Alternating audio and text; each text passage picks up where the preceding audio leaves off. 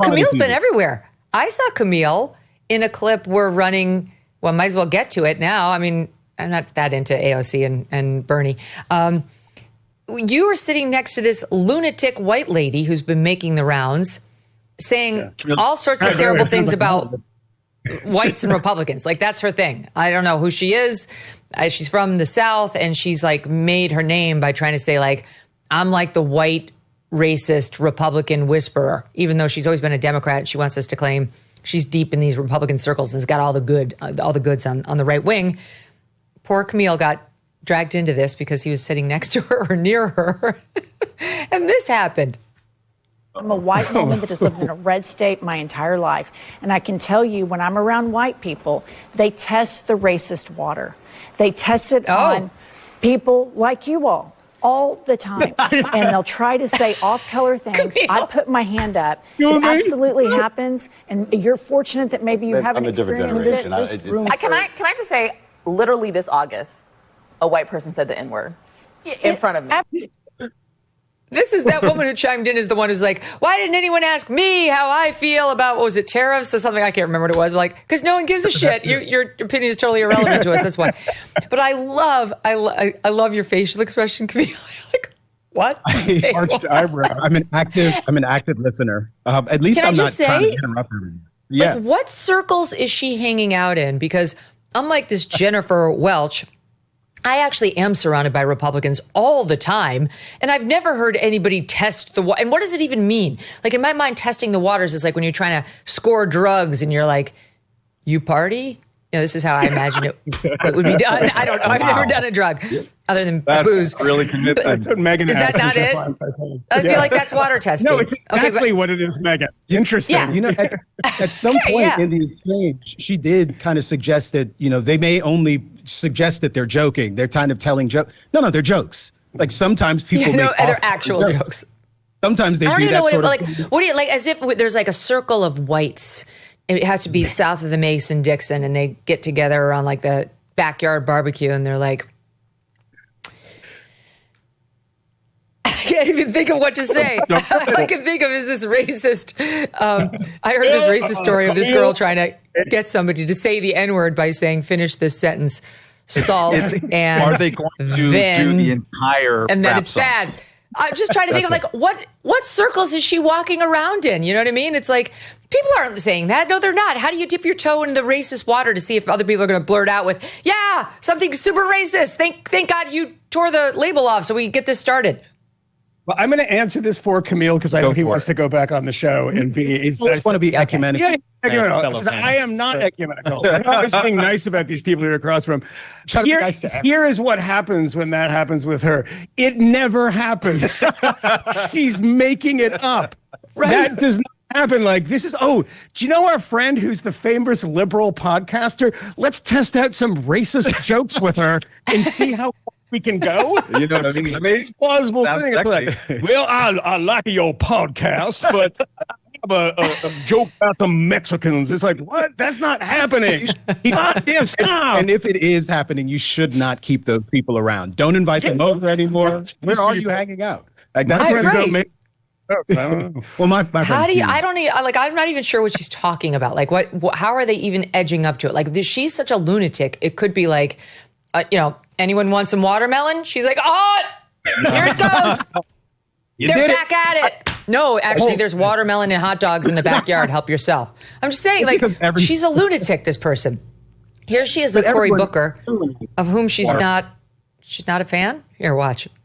There are votes that you've made that were heartbreaking to me, like the vote for Kushner. That really pissed me off. This administration, It's not, are they fascist? They are fascist. It's not, we're on the precipice of fascism. Texas is sending troops to Illinois. I feel like the opposition needs to be fuck no across the board. We're not giving you a centimeter. And you're one of them that's kind of been disappointing to me because we podcasted before. They're serious about Project 2025. They're going to do all this shit. What do you have to say about the capitulation that you've participated in and where the Democratic Party is right now? Well, first of all, I would say very white pointedly women don't get to talk to black men like that. One of the things I dislike about the Democratic Party is that we do a circular firing squad all the time. Their party, they disagree. There's a wild disagreements in the Republican tent. and yet they don't shoot at each other. And we have a really good way of holding up these purity tests that if I agree with you on 95... That's such bullshit. That is such bullshit. They fire at each other all the time. Trump has sent so many people out to pasture. That lady's out of line. You're not allowed to talk to a black man like that. I've been told, put on my listening ears, take a beat, and maybe be quiet before you tell a black person that they're wrong. Two black men like that in a week. Kmele, she was very polite. And that Booker guy, she was very polite. You know that the clip actually makes me think about, though, Megyn, is something else that came up during that same CNN appearance, which I'm very curious about your perspective on, to not change topics, but maybe expand it a little bit here. Yeah.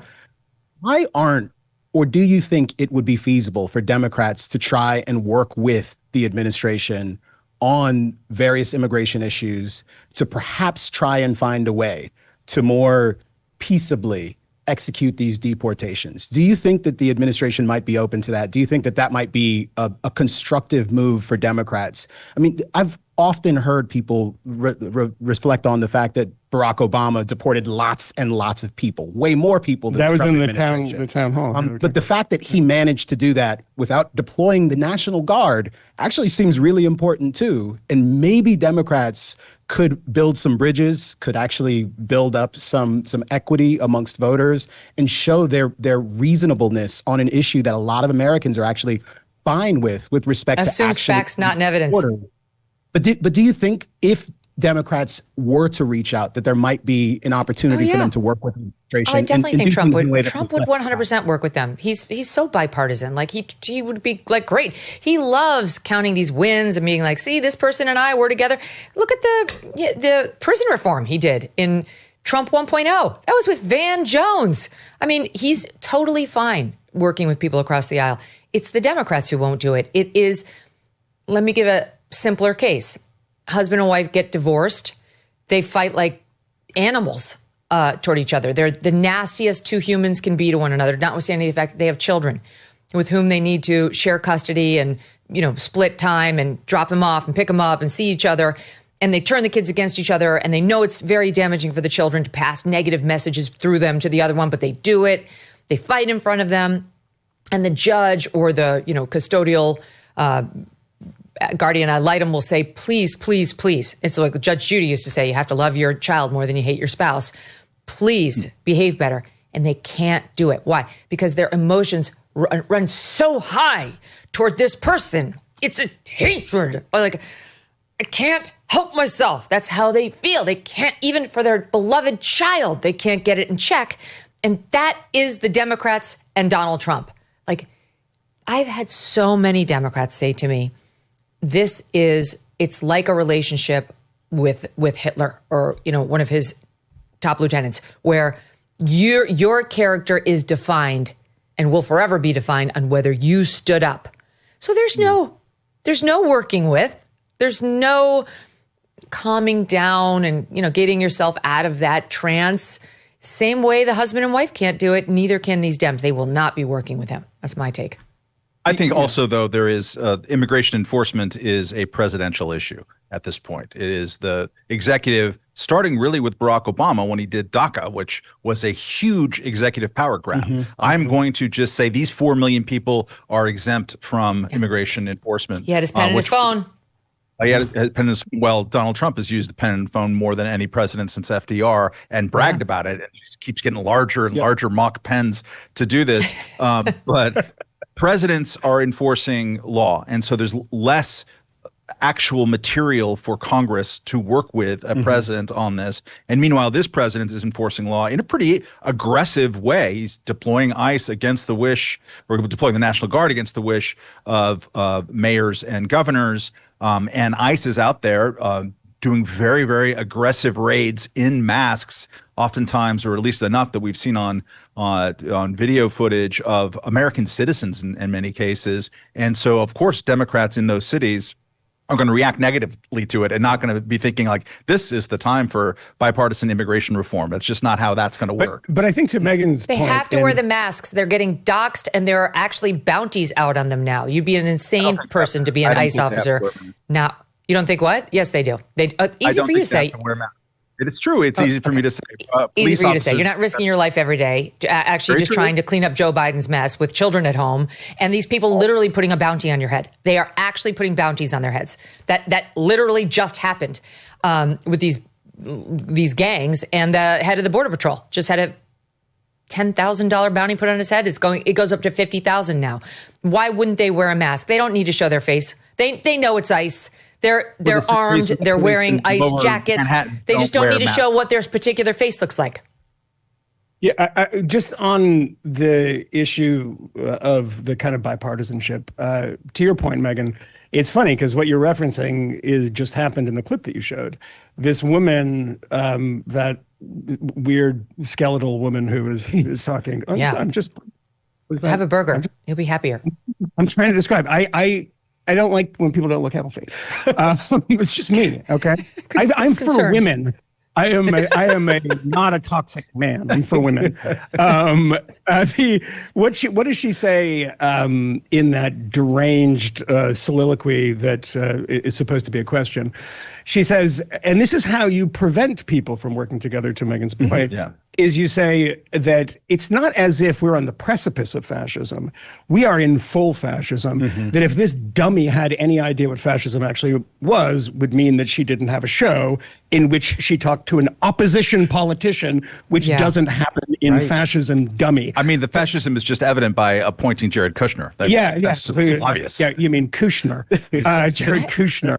I don't even know what she's talking about. Like Jared, how did he appoint Jared Kushner? He just helped find peace in the Middle East. She's upset about it. I mean, good Lord. I mean, if I want to get in trouble amongst a certain precinct of my friends, is my unreserved praise for Jared Kushner and what he did with the Abraham Accords. This time around, too.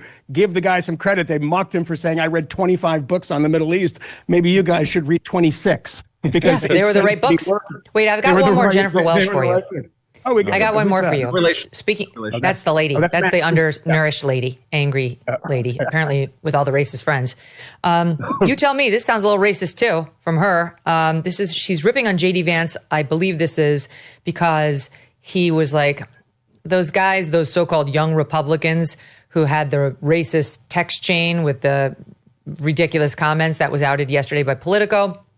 JD Vance is like, I'm not going to get my pearl. I'm not going to start clutching pearls over these guys when we've got a Virginia Attorney General candidate who's literally calling to put 2 bullets in the head of Republicans and their children. And the other side says nothing. Here she is talking about that with Chris Hayes on Wednesday.